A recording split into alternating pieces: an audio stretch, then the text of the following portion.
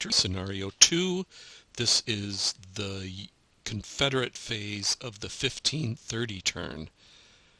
And the first thing I need to do is fix something I should have done during the 1500 Confederate turn. You may remember that Bragg issued an in-person order to Buckner in that turn, and the order failed. And at the time, I left Bragg in this hex because I thought Bragg could just issue another in-person order to Buckner this turn, but then I remembered that actually there's a rule in the Civil War Brigade Series that says that after a commander has issued an in-person order to a subordinate, they're expected to go back to their headquarters and wait and stay there for a full turn before leaving the headquarters to issue another in-person order. So because of that rule, I should have had Bragg during the movement and close combat phase of the 1500 turn. Once the order had failed, I should have had Bragg use his movement points to go back to the Army of Tennessee headquarters and do that. So I'm fixing, oops, except I moved the whole stack, didn't I? I think they were here, yes. I just want Bragg to move, leaving Buckner behind. And now I fixed that. So Bragg is actually starting the 1530 turn in the Army of Tennessee headquarters. Now I have to make a decision. Do I want to issue, obviously we want to issue another order to Buckner's Corps to get them moving and implementing the order we want them to implement. Should I do this turn via sending an aid, or should I just wait out my required one full turn at the Army of Tennessee headquarters, then during the 1600 turn, have Bragg move back to Buckner's HQ, and then during the new orders phase of the 1630 turn, issue a new in-person order to Buckner. So the earliest I could have Buckner rolling to, well, have me, the player, rolling as to whether Buckner will accept that order would be the 1630 turn. Whereas if I do it the first way by sending an aid, then Buckner would be rolling during the 1600 turn, so one turn earlier. Now, the reason why issuing an in-person order might be better is that, and I won't go through the calculation here, but if we do it via aid during the 1600 turn, then we'll be rolling on this column where there's only one chance to get the more favorable D1 result on a roll of 8, and 1, 2, 3, 4, 5 different rolls that generate another order that's thrown away. Whereas if we issue the order in person, we'll be rolling on this column due to the 2-point acceptance value bonus for an in-person order, putting us on the -1 column, and that gives us a chance, if we roll a 7, an additional chance to get a D1 result by rolling a 7, and also removes one of the chances of getting another order that's distorted and thrown away. And I'm just going to make a judgment call that we are going to issue another in-person order. We'll do it via in-person, even though it takes an extra turn to get that order rolled on for the first time, but that's what we're going to do. So Bragg, he issued the order to Buckner and then left. Buckner, for whatever reason, didn't understand the order and was too intimidated by Bragg to ask, I don't understand this order. And so, or something happened, and just Buckner's Corps never implements it. So Bragg went back to his headquarters. It'll take him a full turn to realize what's happened, and then he'll go back to B Corps headquarters to issue an even sterner order to Buckner in a subsequent turn. so uh, so um, so going back to our going to our sequence of play here, we don't have any new orders to issue because uh, the orders to First Corps are in delay status, and the order to Stewart's division is in effect. So we're done with the new orders phase. There's none to issue. We're not going to do any core stoppage checks. Uh, does the Confederate player want to roll for initiative? This might be a good time to remind you that we can't. It would certainly not be in the spirit of the game to let Hood roll for initiative to implement the orders that he's already trying to implement, as it were. For the orders in delay 2 status, what that represents in the game is that there's just a lot of command confusion within First Corps, and they're just having a really hard time getting their act together and getting everything organized and ready to implement the order. So we're not going to roll for initiative. There's really no battlefield related reason for Preston. Preston is not technically awaiting an order, so we could roll him for initiative. Um, uh, that might be justified. Just Preston, or have Buckner roll for initiative. Buckner's just, but I'm not going to do it. So um, delay reduction. So here's where we determine whether Hood is able to fully implement the order that he was issued in an earlier turn. So we'll go to our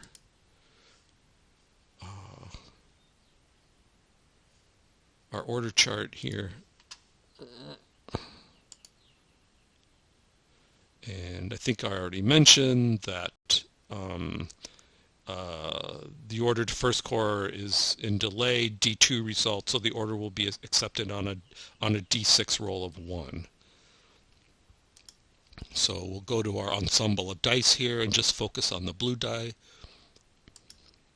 and roll the 5. So the order to First Corps is not accepted and implemented this turn.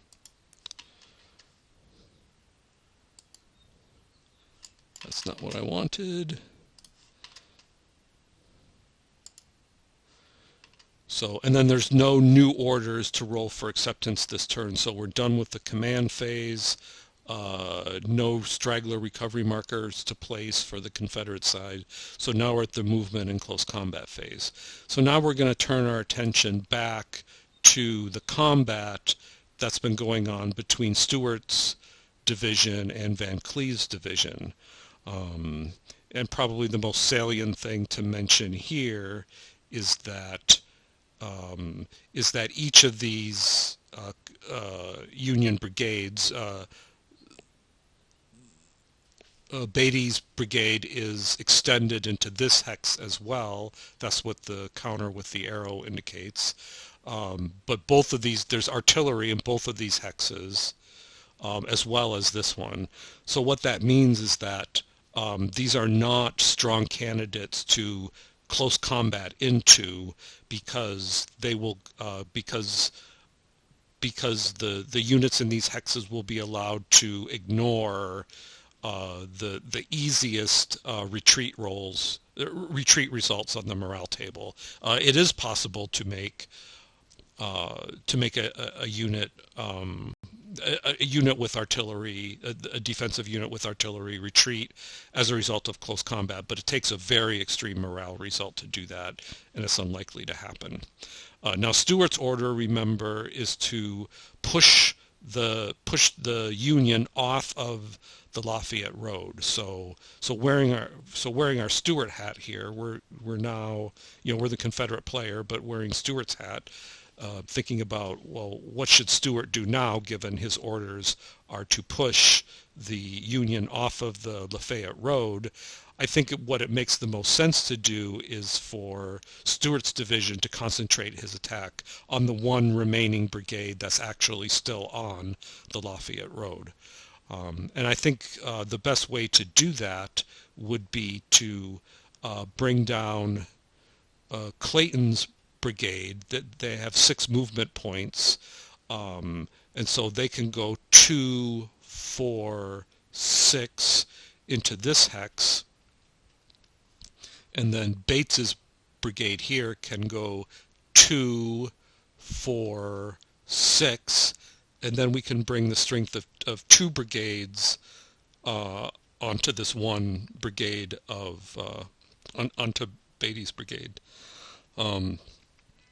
I don't see the only way that Brown's brigade could participate in an attack on Beatty's brigade is for them to move here and here, but of course that would put them within firing range of Beatty's brigade, as well as all the artillery in these 2 hexes. This unit would not be able to fire on this one because, for purposes of tracing line of sight, this extension of Beatty's brigade counts as blocking. So, I mean, that is I mean, Brown's brigade would likely suffer a lot of casualties during fire combat as a result of that. So I think the smart way for Stewart to play this is to I'm going to pull Stewart's counter off here for a second, because we do want to remember that when we're done moving these brigades, that they all have to be within 4 leader movement points of Stewart's counter. So I'm not moving Stewart here. I'm just pulling him off for the moment, so we can focus on Clayton here. So Clayton is going to move 2, 4, 6, and then change facing for free.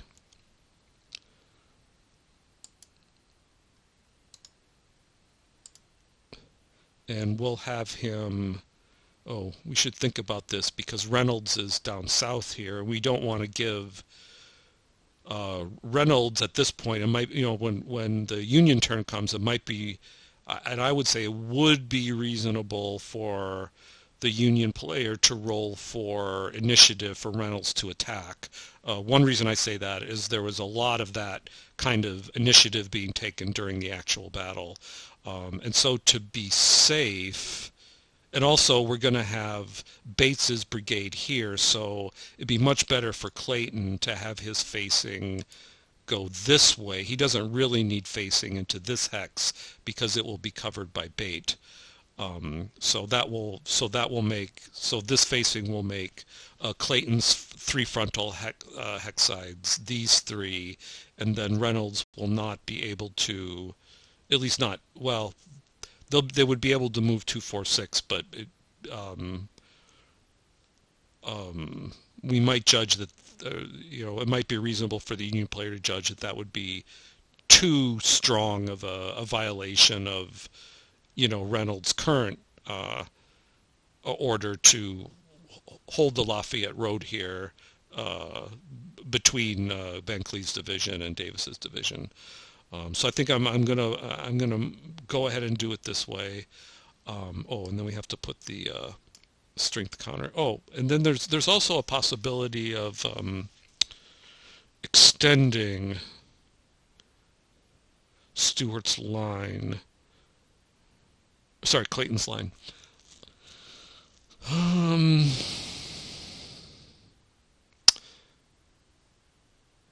Remembering that only a fire level strength can fire out of a hex during a given fire combat. The rules would not allow me to extend, even if I wanted to extend into this hex, because that would essentially be to move the extended portion of the brigade from one enemy zone of control to another enemy zone of control, namely Reynolds, and you're not allowed to do that. So I would not be allowed to extend Clayton into this hex, and there's really no reason for me to extend him into this hex because it will already be covered by Bate, who has A level firepower. So I'm not going to extend Clayton's brigade. And then Bate will move 2, 4, and Stewart will join him here. And then Brown will move. Now I want to be careful because there is artillery in these hexes, and I would like to not give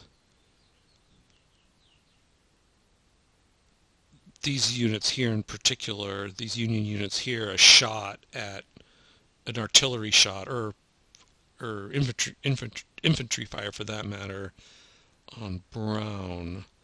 And if I do that, then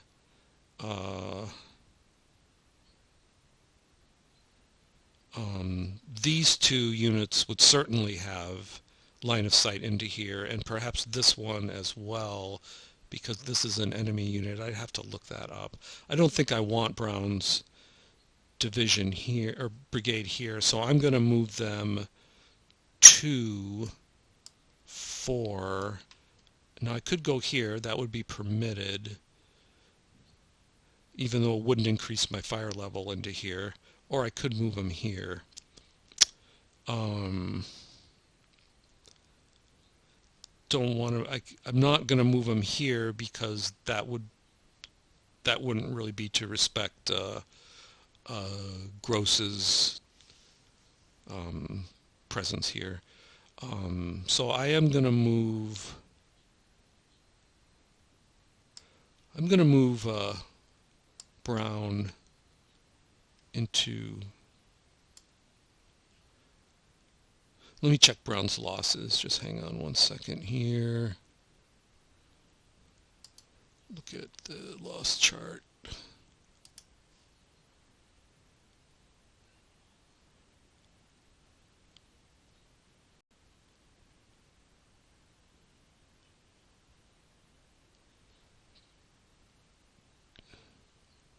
Wait, who am I looking for? Oh, right here. Brown has virtually no losses. Bate is the one that's the most chewed up by far. So you know what? I'm going to move Brown on top of Bate because that will make Brown the object of any fire received from the Union in this hex. It's the top hex that always receives the fire, and then allow Bate to avoid any fire. And now I just have to move Stewart's leader counter up to the top. So I think we'll do it that way. Oh, and let me just check Brown's facing here. So I think yeah, this is how I want the facing. Brown's facing. So we've got that the way we want it. All right, and the other Confederate units are not allowed to move because they don't have orders to move, and so we're done with the movement phase. And we're not doing any close combats. And there's no ammo resupply for the Confederacy to do. So now we're in the fire combat phase. So first the non-phasing player fires. So that will be the Union will fire first, and then the phasing player will fire.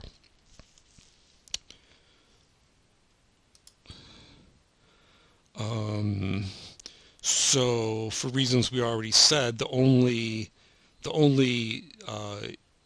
Union unit that has line of fire here is this section of Beatty's brigade here. These two don't have line of sight into either of these two hexes. So Beatty is going to fire on, which one should he fire on?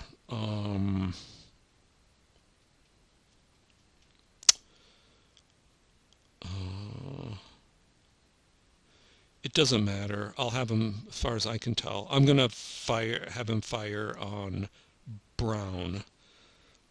So Brown, we need Brown's morale rating. It's a C. And so Beatty has B fire level and 1 unit of artillery. So we'll go to our fire combat charts, determine the point. So this is so B fire level at a range of 1 is 2. 1 point of artillery at range of 1 is 1. So we have a total of 3 fire points. So we're going to be rolling on this table here. And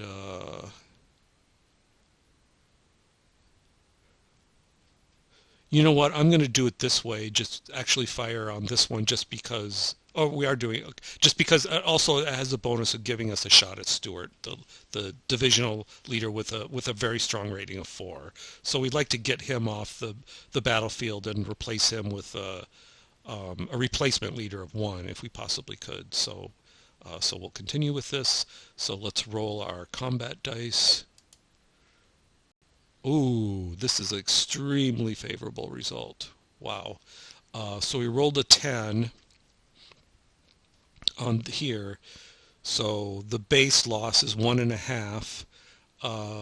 The rounding die says round down, so that rounds down to 1.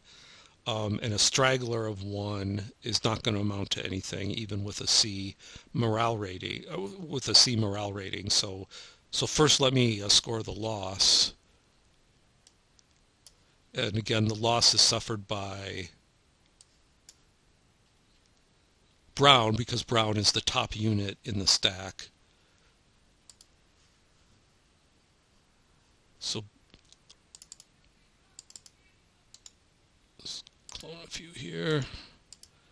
So Brown will suffer 1 loss. Whoops, I guess we have to move the straggler 1 to the right so we can put the permanent loss here. So that's not bad, but look at the morale roll, 6-6, the highest one possible. So this is going to be disaster. And not only is it a disaster, it's a disaster for the entire stack because the morale result applies to the entire stack, I believe. So let's look at the morale table. Taking a quick look at modifiers. I don't know, there are no modifiers to apply, so we're on the C morale level. 6-6 is routed, back 2, and straggle 3. So this whole stack will retreat 1, 2. That didn't work.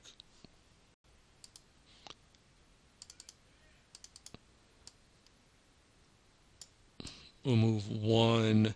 Normally, I have them. To me, it seems the most realistic. They go straight back. But again, I'm just don't want to mess with these hexes if I can possibly avoid it. So I'm just going to have them retreat here, and call that good enough. They're routed, which is a very bad morale result. We'll talk more about that when the time comes, when we get to the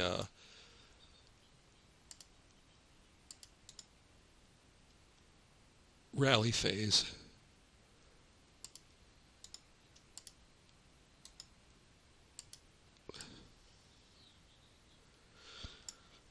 And then Brown's, right? Yeah, Brown's brigade will, in addition, suffer 3 more stragglers.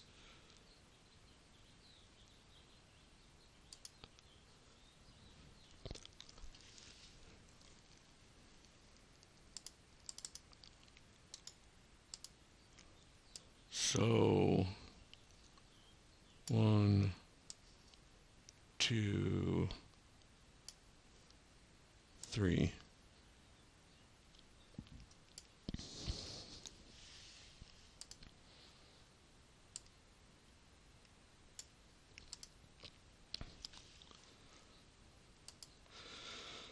So, and I guess another, well, technically Clayton's brigade is in command radius still in command radius to Stewart because it's 4 movement points to there. The leader movement points don't. There's no costs in leader movement points at moving across the stream. So that was a very poor, that was a very poor result for the Army of Tennessee. Now Van Cleve's division is going to have some options to push back against this one brigade here, I think.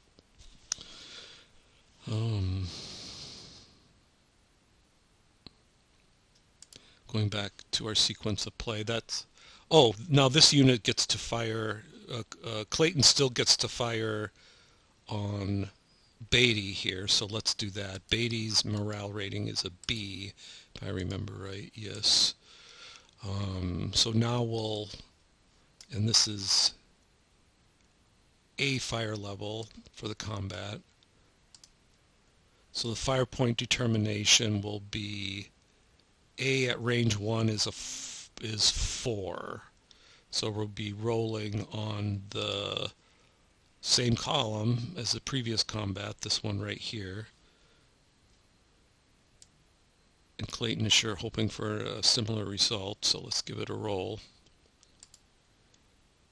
Not the same result. So 6 on this column is a half of a permanent loss. We round that up to 1 based on the rounding die. Straggler roll of 2 on a B morale isn't going to result in anything, pretty sure.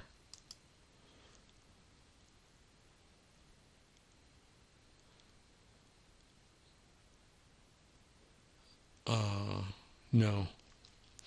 And then a 4-3 morale result on a B is nothing. It's no effect. No, there are no modifiers that apply here. You know what? I just remembered one thing, although I don't think it's going to make a big difference. I was wrong that I think the presence of leaders does, if I remember right, does stack with unlimited artillery. Yeah, so on the combat which resulted in the rout, I should have done a 6-6. The modifier is take the leader rating and subtract 1 and move up the rows. So that goes 1, 2, 3 at a 6-6. Oh, it's a little bit better. Much better. Routing is by far worse than disorganized. So let me I kind of did that fast. So something I missed in the previous combat was this modifier here, where if a leader is in the defender's hex, you take the leader rating, subtract 1 from that, and then you move up that number of levels. And Stewart has the highest rating possible, 4, so we started with base level of C, but we have to go up 3 levels as a result of that modifier, so that puts us on this row right here, and then the roll was 6-6, but notice that doesn't give us a routed result anymore. It gives us a disorganized back 2 and straggle 1. So we're going to remove 2 stragglers from the loss table and change this counter here to a disorganized counter instead of a routed counter. So we fix that. Oh, but we didn't roll on the leader loss. So I'll do the leader loss first, then I'll remove the stragglers. So let's do our leader loss.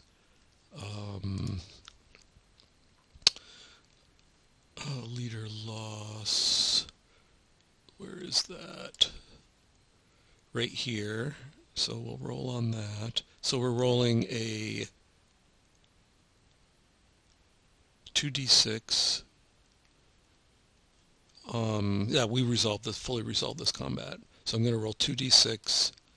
Rolled an 8. So So the leader survives unscathed. Now we're going to go back and remove those two stragglers.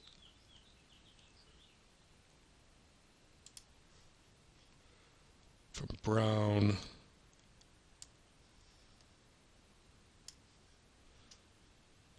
Much better for Stewart's division, but still not great for Clayton. All right, glad I caught that.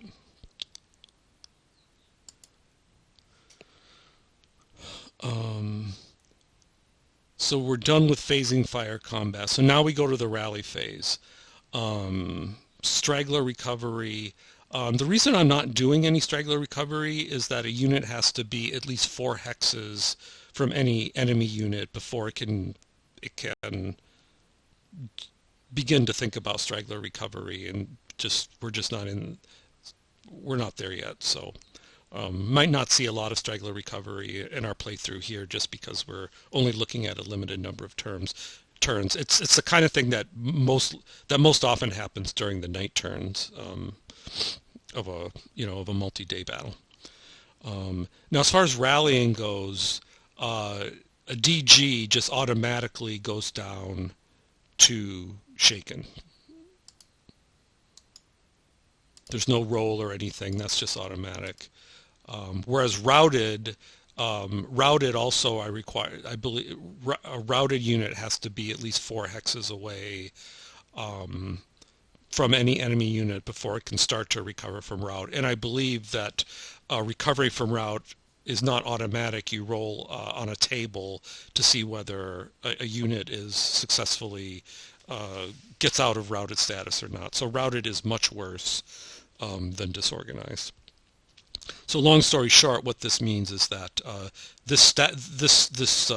we'll have to remember that this we can clone it so we don't forget it, and then I can, technically speaking, both of these units are. Oh wait, was it? No, that's the first. Well, and I'm not going to I'm changing my mind. We'll just remember that the entire stack is routed. I don't think I'll forget that. All